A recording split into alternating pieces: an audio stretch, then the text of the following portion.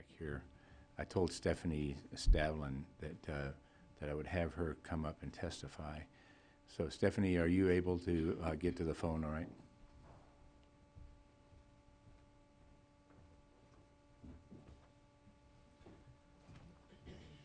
Are you on mute there in Anchorage, Stephanie?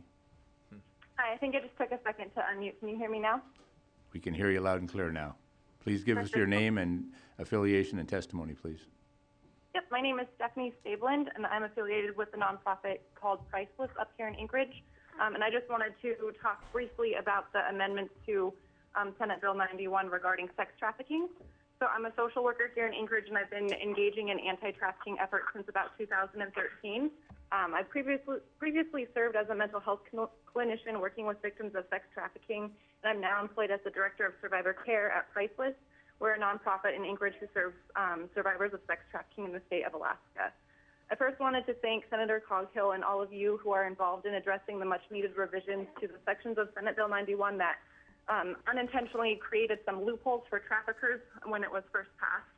Anecdotally, 100% of the women that I work with do not choose to sell their bodies for money or for obtaining basic needs.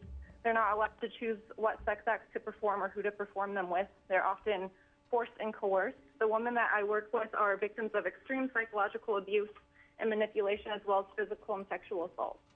Sex trafficking and prostitution are two very, very different issues. Prostitution fuels sex trafficking and often masks the truth of what is really happening. So passing laws that support the act of prostitution is negating any efforts to fighting to end sex trafficking in Alaska. So implementing these stronger laws against trafficking and prostitution, in addition to stricter sentencing, is the first step to the fight to end human trafficking. So I just wanted to thank you all for your time and your continued efforts on the issue of sex trafficking in our state. Stephanie, thanks for your work and taking time to come to the committee to testify. We'll come back.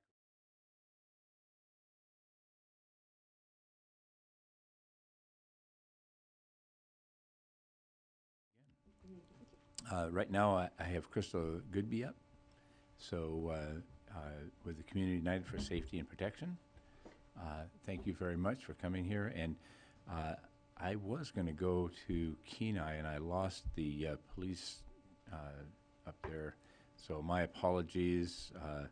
Then I'll go to Butch Moore right after this. So Butch, you're going to be up after this. So please give us your testimony. Thank you. I'm with Community United for Safety and Protection, and I'm here to ask you to remove Section 20 of Senate Bill 54. I'm a former sex worker. I worked for 3 years. I didn't do it because I liked the work. I did it because I was homeless and I was a drug addict. I've been sober now for 13 months. When I worked, us women knew that we couldn't call the police if anything went wrong. We had to stick together and look out for each other. We would talk about clients. And tried to share good clients. We shared hotel rooms, and we gave each other rides to calls and waited outside to make sure our friends were safe. Sometimes we hired people to drive us and wait outside.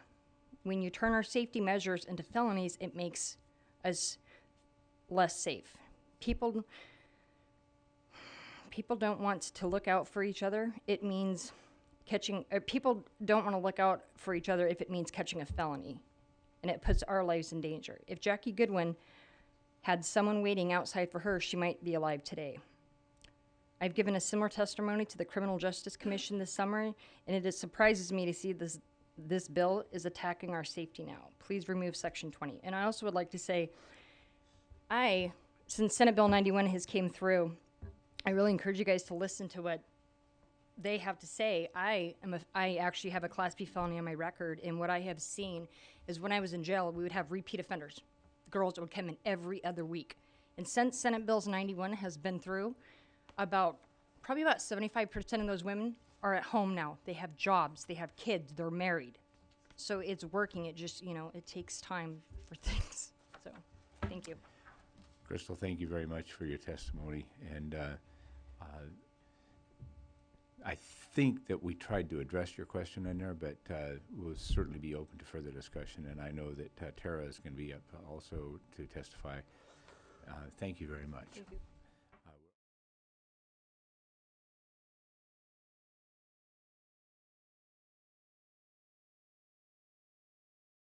So please put yourself on the record, Terra, and give us your testimony. Hi, I'm Terra Burns, and I'm with the Community United for Safety and Protection. And I'm sorry, I have a little bit of a cold, and it still makes me nervous getting up here in front of you guys. If you keep it to yourself, we're happy. I'm trying. I'm here to ask you to remove Section 20 of this bill.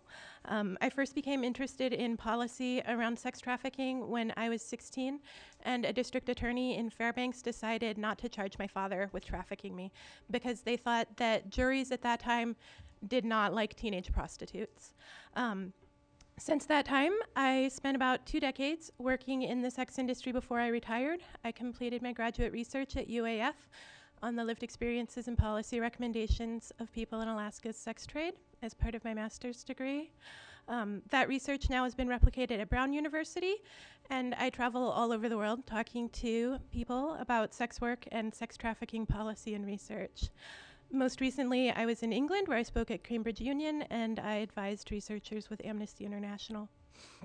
Section 20 of this bill proposes to remove subsections of Alaska Statute 11.66.130 and 135, which prevent prosecutors from charging prostitutes with sex trafficking if they have not induced anybody into prostitution or are not in a location with a sex trafficking victim. You've heard a lot of things about what sex trafficking is, but I think we should be very clear that 11.66.130 and 135 only apply to having a place of prostitution, which can include a prostitute's home or hotel room, and to aiding or facilitating prostitution, which is so broad that a woman in Fairbanks was charged with sex trafficking herself for aiding and facilitating her own prostitution. You heard earlier that sex trafficking involves force and coercion, but we don't even have coercion in our Alaska statute. We should. We should have coercion. We should have threats. We should have, threats against victims' families especially. But we don't have that. Force is, defined in 66.110. And there's no exception in 110 or 120 for people who are engaged in prostitution. The legislative and administrative intent was clear in creating the sex trafficking statute in 2012 that these statutes were to be used against people who exploited and harmed sex workers, not against sex workers themselves. But every person the Department of Law charged under these statutes in the first 2 years, 2012 and 2013, was an alleged prostitute charged with prostitution of herself in the very same case that she was charged with trafficking herself. Legislative intent was clear last year in creating the subsections that Section 20 would remove, that sex workers who have not induced anyone into prostitution should not be charged with sex trafficking when their conduct amounts to prostitution. Despite this clear intent, you heard Wednesday from Mr. Skidmore that this was an accidental loophole. This is not an accidental loophole. The Department of Law wrote in a June 17th letter that no one ever had or could be charged with trafficking themselves under these statutes, even though they clearly were aware that they had filed these charges and discussed it during the last legislative session. In their recommendations to the Criminal Justice Commission, the Department of Law wrote that these sections would prevent them from prosecuting independent sex workers working in the same location as a sex trafficking enterprise. This is untrue on 2 levels. First, a prostitution enterprise is defined in 11.66.120 and not affected by the subsections that this bill proposes removing. And second, the subsections clearly say that if a worker is in a location with a person who has been trafficked, they can still be charged under 130 and 135. More importantly, if a sex worker found herself in a location with a victim of genuine trafficking, the sex worker should be encouraged to report this crime rather than being hunted down as a sex trafficker herself.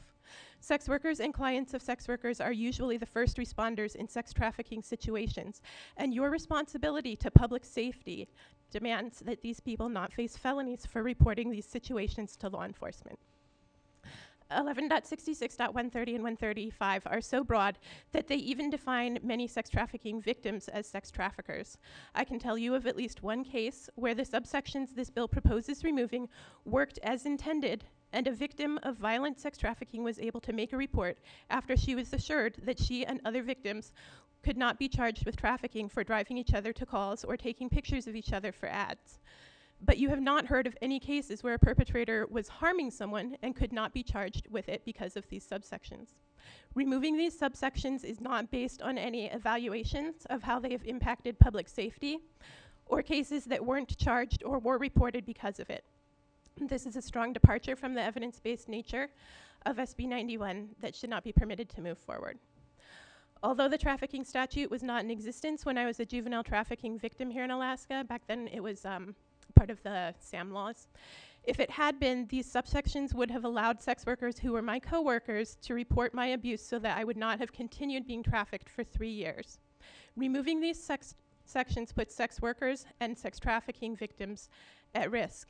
And when you create laws that put us at risk, they get played out on, we see them used against sex workers and sex trafficking victims who should not be the, experiments for how these laws are going to play out. The proposed definition in Section 5 would not have allowed the woman who worked with me when I was a victim to report without being charged, even if the definition were not so unclear. However, as written, the definition causes undue confusion and will prevent the reporting of actual violent crime. I want to also encourage you to listen to the addicts and felons who have testified today. There's a lot of things to talk about, but there is, some overlap between our communities. When I was listening to Kara's testimony, it reminded me of a sex trafficking victim I knew who caught similar evading police officers, a Class C felony, and was charged as an adult. When she was a 16-year-old sex trafficking victim, and her pimp had instructed her to speed up and evade the police. Please remove Section 20 from this bill, and thank you so much for the opportunity to speak and be heard. I'm happy to answer any questions, and I do have a copy of the current statute here if anyone needs one. Thank you. And Ms. Burns, the commission had asked us to come up with a definition, and I think that's right to challenge it, so we'll try to pay attention to that. It's also true that we really ramped up the penalty for sex trafficking because we find it so egregious. But in that ramping it up, what you're trying to tell us, and I'm going to paraphrase it, is that the different penalty, which is a lower penalty for prostitution, if one is making their own self available for sex for money, is probably going to be in. That's a lower penalty, but if they are going to tell on somebody who's doing sex trafficking, that they end up being part of that sex trafficking. So that we're trying to make that correlation. How do we, we find in our law prostitution unacceptable, but trafficking is much more unacceptable, right? So we're trying to balance between making sure that the one can be properly dealt with by law and the other one can be properly dealt with by law. And you're saying we're making it unsafe for those who are trapped in it. So in this law that we're dealing with, and it's not something, it was something that kind of was brought to us as we were going through Senate Bill 91. If you have places where that language cannot work, please make sure that all of us get a very concise piece of information to help us with that, and I would make sure that all the committee members get it. You have all received a letter with very concise information about that. Well, I need some language that I think is a little more clear than that, so maybe we can get back with you on that. Sure. I do have a question for you from Senator Costello. Thank you. Thank you very much for coming here today to testify. I was just curious if you could provide your testimony today in writing. Yes, I can. Okay, thank you very much. And thank you for coming before the committee, and this is a work in progress, so.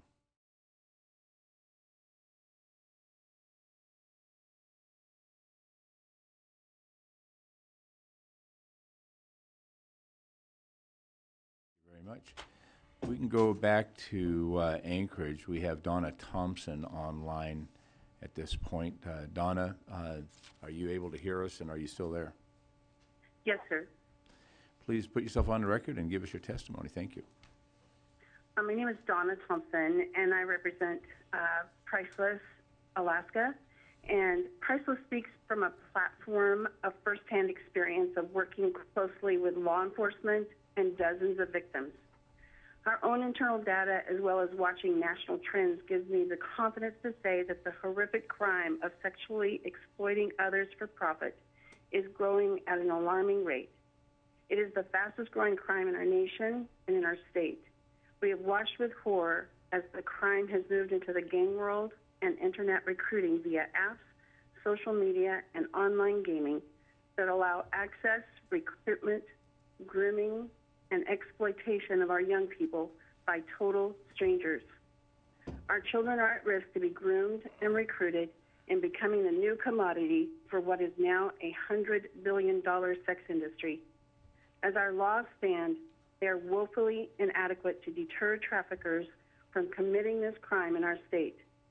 We at Priceless commend and support the adopting of SB54. It is a start to much needed ongoing work to keeping our children, youth, and citizenry of Alaska safe from becoming the next victim of modern-day slavery. There is still much work to be done towards this effort. Thank you again for your diligent work. Thank you very much. And actually, for the committee, I think Ms. Burns and Ms. Thompson probably have the same goal in mind, and that is to put an end to coercive sex trafficking.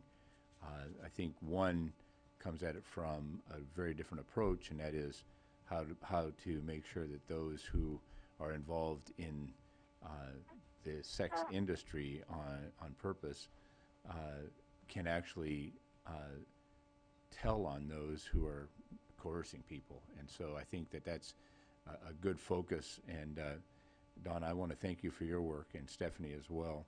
I think it's important that we deliberate on that thoughtfully, though. I appreciate it.